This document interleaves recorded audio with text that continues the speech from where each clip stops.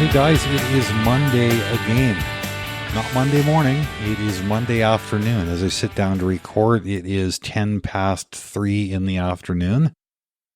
And yeah, the reason I didn't record first thing this morning is, well, in all honesty, I didn't want to first. And I got hung up in making myself a lazy breakfast. I enjoyed that. Played a little bit of guitar, a little bit of harmonica, and just to keep things interesting, I ordered off of Amazon a kalimba, which is something that I'd never really played with before. I had a couple days to monkey around with it. Now I've um, learned one song well and another one, well, let's say it's a work in progress, but I'm having fun with it. I got distracted, and then a friend of mine invited me to go and meet with him to play some music and do some singing. I did that. And now, I don't know, I feel like I got my head screwed on kind of okay. I can't say bad mood, but kind of stressed out mood I was in that started yesterday is kind of like lifted off of my shoulders. And now I think I'm in a better position to kind of express about the things that were bothering me. One of the things that was coming up was, as some of you know, I started attending a Unitarian Universalist church earlier this year, and I know it's weird, right? The idea of an atheist going to church, but what I like about the Unitarian Universalist is they make room for people that come from any faith background, including a background that involves no faith whatsoever. So naturally, my atheism it fits in just fine, right? But one of the things about being a part of that congregation is that when things come up, the board of directors, the minister, I mean, these people, they don't just make bold decisions and expect all of us as congregants to live with it. I mean, there's a lot of discussion that goes into decision making. There's a lot of democracy that comes into play. And when things get put to a vote, it's not just a case of, okay, well, this is what we're voting on. There's a lot of conversations even before we get to the point where we're voting on something. And one of the things we've been talking about recently is that I guess the church had been approved for some sort of grant to pay for a local Indigenous artist to paint a mural on the side of our building. Now, the idea of this mural is to sort of, well, I guess not sort of, I mean, it's meant to literally paint a picture of some of the things that have happened to the Indigenous First Nations here in Canada. Look at, how their culture was stolen from them, how death and disease and mistreatment at the hands of church and government kind of became, well, a huge and ugly part of their history. And a lot of these things continue to affect them to this day.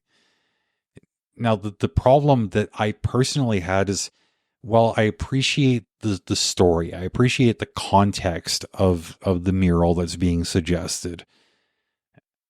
I get kind of hung up in the superficial nature of it because when you're talking about a visual art form, I'm not convinced that people necessarily understand that there may be a story behind it.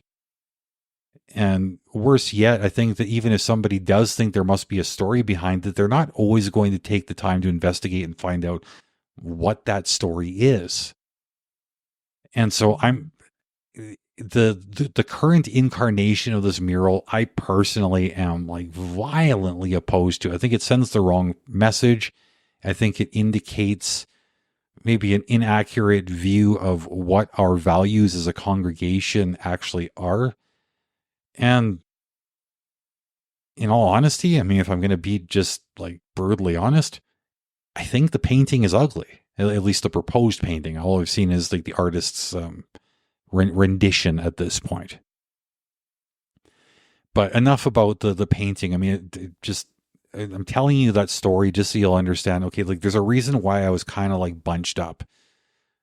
But where it got kind of worse for me was after this meeting, after we had changed topics and everybody had gone their separate ways, I started having all these thoughts. And I really wish that I'd been able to bring up all of my thoughts in the meeting, but the time just wasn't available for me to stand there and monologue. A lot of people had to have their turn. Plus, there's a limited amount of time just to cover the topic, and a lot of people with a lot of places to go, I suppose. So I think everything got cut short with a lot of people still feeling like they had more to say. Of course, there's going to be more meetings moving forward, but for right now, I kind of wanted to like dig into the topic of truth and reconciliation. I don't know if the international audience, the American audience, really is fully aware of what's going on in Canada as far as the truth and reconciliation movement. I'm not going to get into describing that in detail. If you're interested, it's just a Google search away. You should be able to find just a brief summary of what that's all about. But really, I guess I just wanted to share some of my thoughts on the topic. And the topic itself, it's challenging, it's layered, and in all honesty, it is quite often really, really difficult to talk about. It's an issue that's deeply rooted in my country's history, and while much of the focus rightly brings attention to the truth, I often feel that the reconciliation part doesn't get the emphasis that it needs. Now, I'm coming at this topic from maybe a bit of a different perspective. I'm a first generation Canadian of mixed heritage. My family, new to this country, didn't actually have a hand in its colonization. Like that happened long before any of us actually got here. One of my parents immigrated Canada specifically to escape systemic racism. So, as someone who isn't white, I don't feel the weight of the white guilt. But as a person of color growing up in a very racist community, I experienced exclusion and hostility firsthand.